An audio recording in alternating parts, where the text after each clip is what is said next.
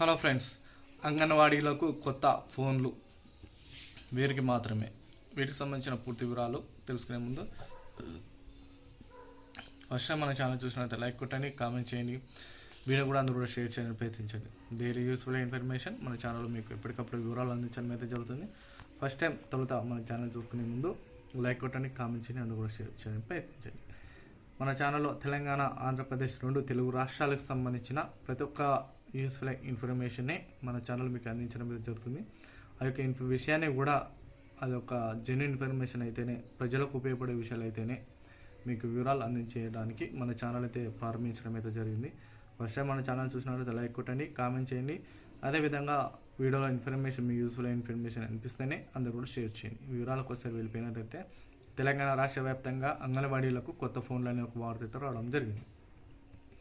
అయితే ఇటీవల చూసుకున్నట్లయితే సీఎం రేవంత్ రెడ్డి గారు అంగన్వాడీలకు గతంలో ఉన్న ఫోన్లన్నీ చాలా వరకు వాటి ద్వారా చాలా వరకు సమస్యలు అయితే వస్తున్నాయని, వాటి ద్వారా త్వరగా ఇన్ఫర్మేషన్ అనేది ప్రభుత్వానికి చేరవేసేయడంలో చాలా లేట్ ప్రాసెస్ జరుగుతుందని, అంగన్వాడీలకు సంబంధించి దాదాపు కొత్త ఫోన్లు అనేది దాదాపు 38,000 సామ్సంగ్ 64 GB అదేవిధంగా 6 GB ర్యామ్తో కూడిన ఒక కొత్త సామ్సంగ్ ఫోన్ అనేది అంగన్వాడీలకు ఇచ్చే అవకాశాలు అయితే కనిపిస్తున్న సమాచారం. అయితే వీటికి సంబంధించి పోషన్ ట్రాకర్ యాప్ అనేది ఆ మొబైల్ ఇన్స్టాల్ చేసి దాదాపు 14 రకాలకు సంబంధించి ఆ యొక్క మొబైల్లో పొందుపరచడం అయితే జరుగుతుంది.